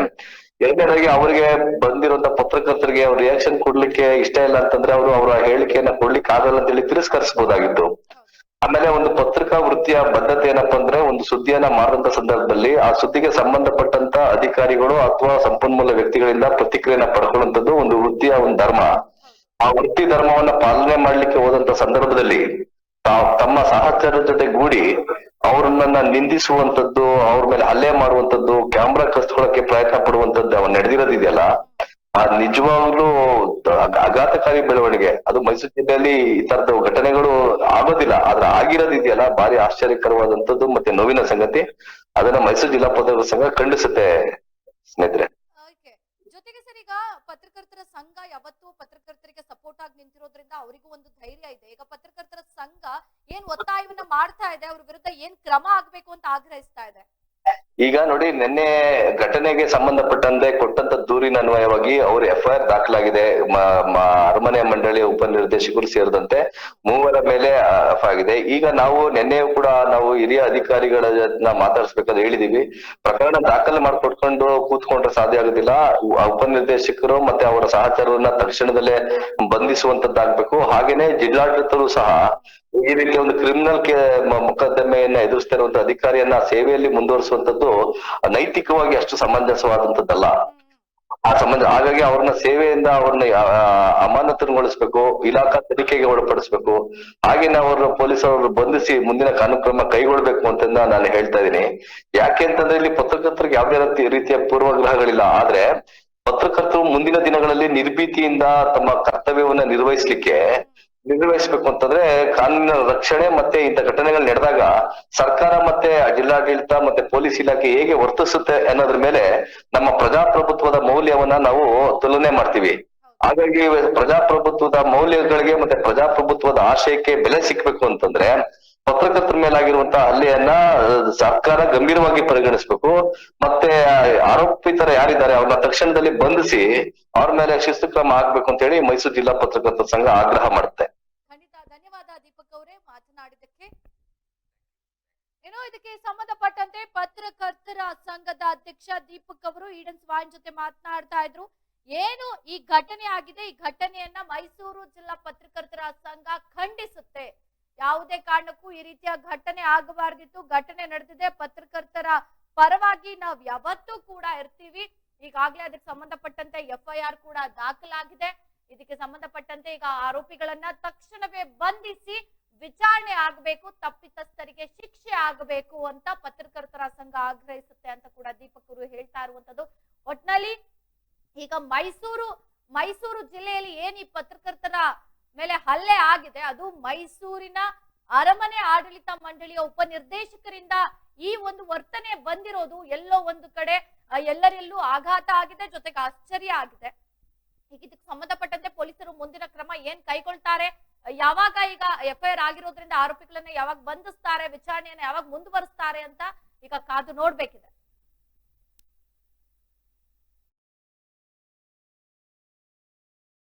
ಕಚೇರಿಗೆ ಹೋದಂಥ ಸಂದರ್ಭದಲ್ಲಿ ಉಪನಿರ್ದೇಶಕರ ಸುಬ್ರಹ್ಮಣ್ಯ ಮತ್ತು ಅವರ ಸಹಚರರು ನಮ್ಮ ಇಬ್ಬರು ಪತ್ರಕರ್ತರ ಮೇಲೆ ಗಂಭೀರ ಸ್ವರೂಪದ ಹಲ್ಲೆಯನ್ನು ಮಾಡಿ ಅವ್ಯಾಚ ಶಬ್ದಗಳಿಂದ ನಿಂದಿಸಿ ಅತ್ಯಂತ ಅಮಾನುಷವಾಗಿ ನಡೆಸ್ಕೊಂಡಿದ್ದಾರೆ. ಇದು ಬಹುಶಃ ಪತ್ರಿಕಾ ಸ್ವಾತಂತ್ರ್ಯದ ಹರಣ ಆಗಿದೆ. ಮತ್ತು ಮೈಸೂರಲ್ಲಿ ಪತ್ರಕರ್ತರು ನಿರ್ಭೀತಿಯಿಂದ ಕೆಲಸ ಮಾಡೋಕ್ಕಾಗದಂಥ ವಾತಾವರಣ ಏನಾದರೂ ಸೃಷ್ಟಿಯಾಗ್ಬಿಟ್ಟಿದೆಯಾ ಅನ್ನೋಂಥ ಆತಂಕ ಕೂಡ ನಮಗೆ ನಿರ್ಮಾಣ ಆಗಿದೆ. ಹೀಗೆ ಒಬ್ಬ ಉಪನಿರ್ದೇಶಕ ಪತ್ರಕರ್ತರು ತಮ್ಮ ಪ್ರತಿಕ್ರಿಯೆಯನ್ನು ಪಡೀಲಿಕ್ಕೆ ಹೋದಂಥ ಸಂದರ್ಭದಲ್ಲಿ ತಾವು ಸಾಕಿಕೊಂಡಂಥ ಸಹಚರರ ಮೂಲಕ ಅವರು ಒಳಗೊಂಡಂತೆ ಹಲ್ಲೆಯನ್ನು ಮಾಡೋದಿದೆಯಲ್ಲ, ಅವರ ಕ್ಯಾಮ್ರಾನ ಕಿತ್ಕೊಳ್ಳೋದಿದೆಯಲ್ಲ, ಅವಾಚ್ಯ ಶಬ್ದಗಳಿಂದ ನಿಂದನೆ ಮಾಡೋದಿದೆಯಲ್ಲ, ಕೀಳಾಗಿ ಅವ್ರನ್ನ ನಡೆಸ್ಕೊಂಡಿದ್ದೆಯಲ್ಲ, ಬಹುಶಃ ಮೈಸೂರಿನ ಇತಿಹಾಸದಲ್ಲಿ ಈ ಥರದ ಘಟನೆ ಆಗಿರಲಿಲ್ಲ. ಬಹುಶಃ ಇದು ಅತ್ಯಂತ ಖಂಡನೀಯವಾದಂಥದ್ದು ಮತ್ತು ಆತಂಕ ಮೂಡಿಸುವಂಥ ಪ್ರಕರಣ. ಹಾಗಾಗಿ ಇವತ್ತು ನಾವು ನಮ್ಮ ಪತ್ರಕರ್ತರಿಗೆ ನ್ಯಾಯವನ್ನು ಕೊಡಬೇಕು ಅಂತಂತ ಹೇಳಿ ಮೈಸೂರು ಜಿಲ್ಲಾ ಪತ್ರಕರ್ತರ ಸಂಘದ ವತಿಯಿಂದ ನಾವು ಇವತ್ತು ಪೊಲೀಸ್ ಠಾಣೆಯಲ್ಲಿ ದೇವರಾಜ ಪೊಲೀಸ್ ಠಾಣೆಯಲ್ಲಿ ದೂರನ್ನು ದಾಖಲಿಸಿದ್ದೀವಿ. ಇವತ್ತು ಈ ದೂರಿಗೆ ಸಂಬಂಧಪಟ್ಟಾಗೆ DCP ಮುತ್ತುರಾಜ್ ಅವರು ಹಾಗೆಯೇ ACP ಶಿವಶಂಕರ್ ಅವರು ಕೂಡ ನಮ್ಮ ಜೊತೆ ಮಾತುಕತೆ ಮಾಡಿದರು. ಈ ವಿಚಾರದಲ್ಲಿ ಮೈಸೂರು ಜಿಲ್ಲಾ ಪತ್ರಕರ್ತರ ಸಂಘ ಆಗಿರ್ಬೋದು, ಪತ್ರಕರ್ತರಾಗಿರ್ಬೋದು ಯಾವುದೇ ರೀತಿಯ ಹಿಂದೆ ಸರಿಯಂಥ ಪ್ರಶ್ನೆನೇ ಇಲ್ಲ. ಯಾಕೆಂದರೆ ಇದು ಪ್ರಜಾಪ್ರಭುತ್ವದ ಅತ್ಯಂತ ಮಾರಕವಾದಂಥ ಒಂದು ಘಟನೆ, ಹೇಯ ಕೃತ್ಯ. ಆಮೇಲೆ ಪತ್ರಿಕಾ ಸ್ವಾತಂತ್ರ್ಯಕ್ಕೆ ಆಗಿರುವಂಥ ಧಕ್ಕೆ. ಹಾಗೇನು ಇಡೀ ಪತ್ರಿಕಾ ಸಮುದಾಯವನ್ನು ಹೀಯಾಳಿಸಿ ನೀವು ಪತ್ರಕರ್ತರು ಏನು ಕಿತ್ಕತ್ತೀರಿ ನನ್ನ ಹತ್ರ ಅನ್ನುವಂಥ ಮಾತಿದೆಯಲ್ಲ, ಇದು ಅತ್ಯಂತ ನೋವಿನ ಸಂಗತಿ. ಈ ರೀತಿಯ ಒಂದು ವರ್ತನೆ, ಒಬ್ಬ ಅಧಿಕಾರಿಯ ವರ್ತನೆಯನ್ನು ಹಿಂದೆಂದೂ ಕೂಡ ನಾವು ನೋಡಿರಲಿಲ್ಲ. ಹಾಗಾಗಿ ನಾವು ಇವತ್ತು ಜಿಲ್ಲಾ ಪತ್ರಕರ್ತರ ಸಂಘದಿಂದ ವೈಯಕ್ತಿಕ ದೂರನ್ನು ಕೊಟ್ಟಿದ್ದಾರೆ. ಇಲ್ಲ, ಜಿಲ್ಲಾ ಪತ್ರಕರ್ತರ ಸಂಘದ ಎಲ್ಲ ಪದಾಧಿಕಾರಿಗಳು ಇದ್ದೀವಿ. ಪ್ರಕರಣವನ್ನು ಸುಬ್ರಹ್ಮಣ್ಯ ಮತ್ತು ಆ ಸಹಚರದ ಮೇಲೆ ಪ್ರಕರಣವನ್ನು ದಾಖಲಿಸುವುದಾಗಿ ಇವತ್ತು DCP ಅವರು ಭರವಸೆ ಕೊಟ್ಟಿದ್ದಾರೆ. ಅದರ ಸಂಬಂಧಪಟ್ಟ ಹಾಗೆ ಅಲ್ಲಿ ಪ್ರಕ್ರಿಯೆಗಳು ನಡೀತಾ ಇದ್ದಾವೆ. ನಾವು ಈ ಮೂಲಕ ಕೇಳ್ಕೊಳ್ಳೋದಿಷ್ಟೇ, ಕೇವಲ ಪ್ರಕರಣವನ್ನು ದಾಖಲು ಮಾಡಿದ ಮಾತ್ರಕ್ಕೆ ಇಲ್ಲಿ ನಮಗೆ ಪತ್ರಕರ್ತರಿಗೆ ಮತ್ತು ಸಂತ್ರಸ್ತರಿಗೆ ನ್ಯಾಯ ಸಿಕ್ಕಿದೆ ಅಂತಲ್ಲ. ಸುಬ್ರಹ್ಮಣ್ಯ ಮತ್ತು ಸಹಚರರನ್ನ ತಕ್ಷಣದಲ್ಲೇ ಬಂಧಿಸಬೇಕು, ಅವರನ್ನು ಸೇವೆಯಿಂದ ವಜಾಗೊಳಿಸಬೇಕು, ಮತ್ತು ಆಗಿರುವಂಥ ನನ್ನ ಪತ್ರಕರ್ತರಿಗೆ ಏನು ಅನ್ಯಾಯ ಆಗಿದೆ ಅವರಿಗೆ ನ್ಯಾಯವನ್ನು ಪಡಿಸ್ಕೊಡ್ಬೇಕು. ಇಲ್ಲ ಹೋದರೆ ನಾವು ಮುಂದಿನ ದಿನಗಳಲ್ಲಿ ನಾವು ಕಾನೂನು ಮೇಲೆ ನಂಬಿಕೆ ಇಟ್ಕೊಂಡಿರೋಂಥವ್ರು, ಹೋರಾಟದ ಮೇಲೆ ನಂಬಿಕೆ ಇಟ್ಕೊಂಡಿರೋಂಥವ್ರು, ಕೋರ್ಟ್ ಮೇಲೆ ನಂಬಿಕೆ ಇಟ್ಕೊಂಡಿರೋಂಥವ್ರು, ಆ ಮೂಲಕ ನಮ್ಮ ಸಂತ್ರಸ್ತ ಪತ್ರಕರ್ತರಿಗೆ ನ್ಯಾಯ ಒದಗಿಸ್ಕೊಡ್ಲಿಕ್ಕೆ ಮೈಸೂರು ಜಿಲ್ಲಾ ಪತ್ರಕರ್ತರ ಸಂಘ ಸದಾ ಬದ್ಧರಿರ್ತದೆ. ಹಾಗೆಯೇ ನಾವು ಇವತ್ತು ಇಡೀ ಘಟನೆಯನ್ನು ಪತ್ರಿಕಾ ಸಮುದಾಯದ ಪರವಾಗಿ ನಾನು ತೀವ್ರವಾಗಿ ಖಂಡಿಸ್ತಾ ಇದ್ದೇನೆ. Okay sir, thanks. ಇವತ್ತು ನಮ್ಮ ಪತ್ರಿಕಾ ಪ್ರತಿನಿಧಿ ಮತ್ತು ವಿಡಿಯೋಗ್ರಾಫರ್ ಮೇಲೆ ಏನು ಹಲ್ಲೆ ಮಾಡಿದ್ದಾರೆ ಅದನ್ನು ಖಂಡಿಸಿ ನಾವೆಲ್ಲರೂ ಕೂಡ ಪತ್ರಕರ್ತರು ಇವತ್ತು ದೇವರಾಜ ಪೊಲೀಸ್ ಸ್ಟೇಷನಲ್ಲಿ ದೂರನ್ನು ದಾಖಲಿಸಿದ್ದೀವಿ. ಬಹುಶಃ 48 ಗಂಟೆಗಳ ಬಳಿಕ ಆದರೂ ಪೊಲೀಸವರು ಈ ನಿರ್ಧಾರವನ್ನು ಕೈಗೊಂಡಿದ್ದು ಒಂದು ಸಮಾಧಾನಕರ ವಿಚಾರ. ಮುಂದೆ ಈ ತನಿಖೆಯನ್ನು ನಿಷ್ಪಕ್ಷವಾಗಿ ಮಾಡಿ ಯಾವತ್ತೂ ಕೂಡ ಒಬ್ಬ ಪತ್ರಿಕಾ ಸ್ವಾತಂತ್ರ್ಯಕ್ಕೆ ಹರಣ ಆಗದಂತೆ ನೋಡ್ಕೊಳ್ಬೇಕು. ತನಿಖೆಯನ್ನು ಮಾಡಿ ಯಾರು ತಪ್ಪಿತಸ್ಥರಿದ್ದಾರೆ ಅವರ ವಿರುದ್ಧ ಕ್ರಮ ಆಗಬೇಕು ಅಂತೇಳಿ ನಾವು ಮೈಸೂರು ಜಿಲ್ಲಾ ಪತ್ರಕರ್ತರ ಸಂಘದ ಅಧ್ಯಕ್ಷರಾದ ಸನ್ಮಾನ್ಯ ಕೆ ದೀಪಕ್ರವರ ನೇತೃತ್ವದಲ್ಲಿ ಇವತ್ತು ನಾವು ಇಲ್ಲಿ ದೇವರಾಜ ಪೊಲೀಸ್ ಸ್ಟೇಷನ್ ಮುಂದೆ ನಿಂತಿದ್ದೀವಿ. ಇವತ್ತು ನಮ್ಮ ಈ ಹೋರಾಟದ ಫಲವಾಗಿ ಮೊದಲ ಹಂತದ ಜಯ ಸಿಕ್ಕಂತಾಗಿದೆ. ಮುಂದೆ ಕೂಡ ಏನು ಸಂತ್ರಸ್ತರಿದ್ದಾರೆ ನಮ್ಮ ಪತ್ರಕರ್ತರ ಬಂಧುಗಳು, ಅವ್ರಿಗೆ ನ್ಯಾಯ ದೊರಕಿಸೋದ್ರಲ್ಲಿ ನಾವು ಕಡೆವರೆಗೂ ನಾವು ಇದೇ ರೀತಿಯಾಗಿ ಹೋರಾಟ ಮಾಡಬೇಕು. ಎಲ್ಲರ ಸಹಕಾರ ಕೂಡ ಇರಬೇಕು. ಈ ನಿಟ್ಟಿನಲ್ಲಿ ಪೊಲೀಸರು ಕೂಡ ಅವರ ಜವಾಬ್ದಾರಿಯನ್ನು ನಿಷ್ಪಕ್ಷಪಾತವಾಗಿ ಮಾಡ್ತಾರೆ ಅನ್ನುವ ನಂಬಿಕೆ ನಮ್ಮ ಮೇಲೆ ನಮಗಿದೆ. ಅದೇ ರೀತಿಯಾಗಿ ಜಿಲ್ಲಾಧಿಕಾರಿಗಳು ಏನು ಅರಮನೆ ಮಂಡಳಿಯ ಮುಖ್ಯಸ್ಥರಾಗಿದ್ದಾರೆ, ಅವರು ಕೂಡ ಒಂದು ಹಂತದಲ್ಲಿ ಅವರು ಇಲಾಖಾ ತನಿಖೆಯನ್ನು ಮಾಡಬೇಕು. ಮುಂದೆ ಯಾವತ್ತೂ ಕೂಡ ಈ ತರಹದ ಏಕೃತ ನಡಿಬಾರ್ದು ಅನ್ನೋದು ನಮ್ಮ ಮನವಿಯಾಗಿದೆ. ಆ ನಿಟ್ಟಿನಲ್ಲಿ ನಾವು ಈ ಸಂದೇಶವನ್ನು ನಾವು ಸಮಾಜಕ್ಕೆ ಮತ್ತು ನಮ್ಮ ಪತ್ರಕರ್ತ ಸಮುದಾಯ ಮತ್ತು ಅಧಿಕಾರಿಗಳು ಕೂಡ ರವಾನೆ ಮಾಡಿದ್ದೀವಿ. ಆ ನಿಟ್ಟಿನಲ್ಲಿ ಮುಂದೆ ಈ ತರಹದ ಘಟನೆಗೆ ಅವಕಾಶ ಆಗಬಾರ್ದು ಅನ್ನೋದು ನಮ್ಮ ಮನವಿಯಾಗಿದೆ. ಕರ್ನಾಟಕ ರಾಜ್ಯದಲ್ಲಿ ಮೈಸೂರು ಪತ್ರಕರ್ತರ ಸಂಘ, ಮಾದರಿ ಪತ್ರಕರ್ತರ ಸಂಘ, ಇಲ್ಲಿರ್ತಕ್ಕಂಥ ಪ್ರತಿಯೊಬ್ಬ ಸದಸ್ಯರು ಕೂಡ ಭಾಳ ಗೌರವಯುತವಾಗಿ ಮರ್ಯಾದೆಯಿಂದ ಕಾಯ್ಕೊಂಡ್ಬರ್ತಕ್ಕಂಥ ಪತ್ರಕರ್ತರು. ಈ ಪತ್ರಕರ್ತರು ಪ್ರಾಮಾಣಿಕವಾಗಿ ಕೆಲಸ ಮಾಡಿರೋಂಥವರು ಮೈಸೂರು ನಗರದ ಪ್ರಖ್ಯಾತ ಅರಮನೆಯನ್ನು ಗೋಡೆ ಬಿರುಪಿಟ್ಟಿರ್ತಕ್ಕಂಥದ್ದನ್ನ ಅವರು ನಾಡಿನ ಜನತೆಗೆ ಮತ್ತು ಸರ್ಕಾರಕ್ಕೆ ಗಮನ ತರಕ್ಕೆ ಹೋದ ಸಂದರ್ಭದಲ್ಲಿ ಅಲ್ಲಿನ ಸಿಬ್ಬಂದಿ ವರ್ಗ ಹಲ್ಲೆ ಮಾಡೋದು ತೀವ್ರತರದ ಖಂಡನೀಯ. ಈಗಾಗಲೇ ನಮ್ಮ ಜಿಲ್ಲಾ ಅಧ್ಯಕ್ಷರು ಮತ್ತು ನಿಕಟಪೂರ್ವ ಅಧ್ಯಕ್ಷರು ಇದ್ರ ಬಗ್ಗೆ ಸೂಕ್ತ ಕ್ರಮ ತಗೋಬೇಕು ಅಂತೇಳಿ ಮೈಸೂರಿನ ದೇವರಾಜ ಠಾಣೆಗೆ ದೂರು ಸಲ್ಲಿಸಿದ್ದಾರೆ. ಈ ಕೆಲವು ನಮ್ಮ ಮೈಸೂರು ನಗರದ ಎಲ್ಲ ಪತ್ರಕರ್ತರ ಸಂಘ ಸಂಪೂರ್ಣವಾಗಿ ಬೆಂಬಲಿಸ್ತೀವಿ. ಈ ವಿಚಾರದ ಹಲ್ಲೆ ಮಾಡತಕ್ಕಂಥ ತೀವ್ರವಾಗಿ ಖಂಡಿಸ್ತೀವಿ. ಈಗ ನಮಗೆ ನ್ಯಾಯ ದೊರಕೋವರೆಗೂ ಹೋರಾಟ ನಿರಂತರ ಅಂತ ಈ ಸಂದರ್ಭ ಹೇಳಬಯಸ್ತೇನೆ. Okay sir, thank you.